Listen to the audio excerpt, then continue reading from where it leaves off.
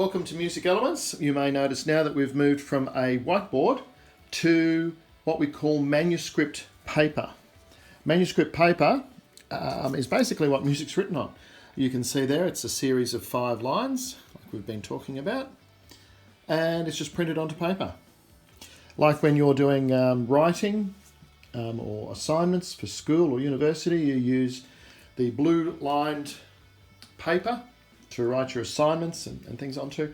With music, we use what we call manuscript paper, which, as I said, is just a series of the 5 lines, the staff, just like we've been doing over the last few tutorials.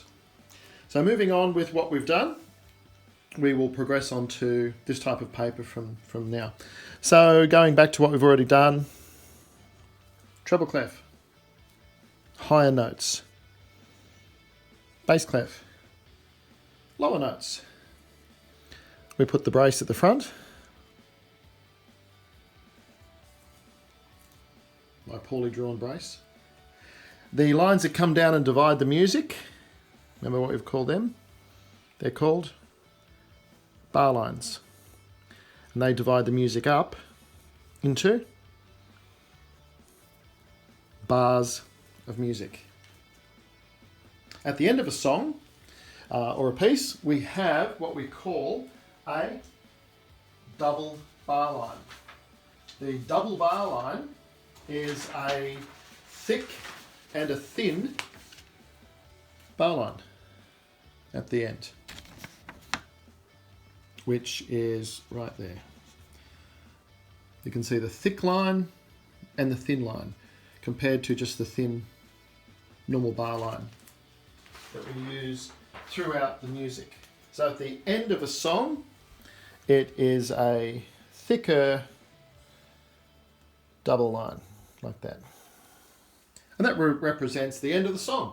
Think of a double bar line as a full stop. The end of the song, end of a sentence, end of a book. It's the end of the story. That's the end of the song. Going on also from what we learned in the last tutorial about time signatures, we will put a 4 and a 4 here. And of course another 4/4 in the bass clef. So now we're starting to look like a piece of music. We have our time signatures. A piece of music is in 4. We have a treble for the higher notes. If you were playing piano, which is what this music's written for, you have the treble clef for the higher notes. You have the bass clef for the lower notes. Remember, treble clef are for the higher notes. Bass clef is for the lower notes. You also use bass clef for the harmony. You can use it for chords. You can use it for all sorts of things. Melody in the top, chords, harmony in the bass. The beats that fit into a bar in 4/4 time, we can have Semibreve, which if you remember from last tutorial, is worth 4 counts. 1, 2, 3, 4, then you release the note. Also filling up a bar would be 2 of those. That's a minimum worth 2 beats. So you would play 1, 2, 1, 2, release. Dividing that up again, we have the coloured in with the stem, worth 1 beat. So it'd be 1, 1, 1, 1. 1, 2, 3, 4 in the bar. And something a little bit different, we'll have one of those there worth 1, and the dotted minim worth 3.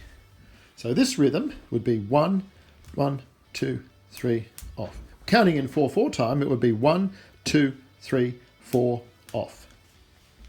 So putting the counting in there would be 1, 2, 3, 4, 1, 2, that one comes on 3, holds for 4, 1, 2, 3, 4, 1, 2, 3, 4. 1, 2, 3, 4. 1, 2, 3, 4. 1, 2, 3, 4. 1, 2, 3, 4. Let go. Okay? So that's how you're fitting the notes into the bars on the stave and of course the double bar line. So the rhythm of that song, if you were to put it into a note, to a frequency, to a sound would literally be 1, 2, 3, 4. 1, 2, 1, 2, 1, 2, 3, 4, 1, 2, 3, 4, the end. That's it, lift the note off. Because of the double bar line means the finish, the end. As well as notes that we've discussed in the last tutorial and now again in this one, we also have rests. Now a rest tells you to do exactly that, to rest, to not sing a note, to not play a note for whatever beat the rest is worth. So you can have a rest worth 4, you can have a rest worth 2, you can have a rest worth 1, and it's not making a sound for that beat. So the Semibreve Rest, I'll just write them down below here, hangs from a line like a little block, like a little bucket, holding something. So it's coming downward from that line. And that tells you to not play anything, not make a sound for 4 beats. It's called a Semibreve Rest.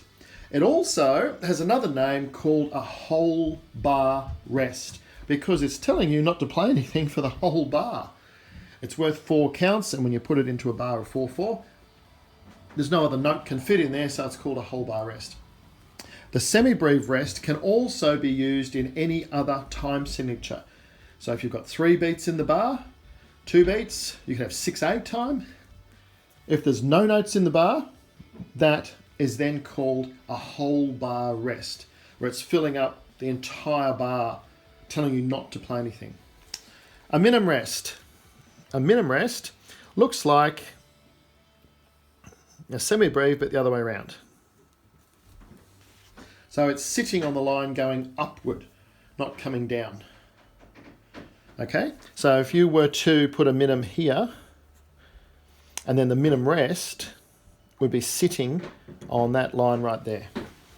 Okay, I can't put 2 minim rests in here in the bar because that would be musically incorrect. Because there's a whole bar rest, I can't put multiple rests. I would need to put one of these in every bar telling you that there was nothing playing. But what I can do is do this. I can put a minim here and put a minim rest there. So that tells you to rest for 2 beats and then play a note for 2 beats. And 2 plus 2 equals the 4/4. A crotchet rest looks like a Z and a C. Like that. A little bit difficult to draw, but that's what they look like. And it would be the same thing here. You would need to put, for instance, say a note, then the crotchet rest, like that. So you can see 1 note on, rest, boom, rest, boom, rest, that type of thing. Okay? To add up to 3, you would need to put a minim and then a crotchet, 2 plus 1, or 1 plus 2, depending how the beats fall in the bar. Modern music, you can use a dotted minim rest. However, to see the beats clearly, you would normally write it as 2 crotchets, in this case, and then a minim. So, for instance, you would have something like, say, if you want a note there, for instance, boom, and then that would be a crotchet in the bar. Then you'd need your second crotchet on the beat, then the minim rest sitting on the line.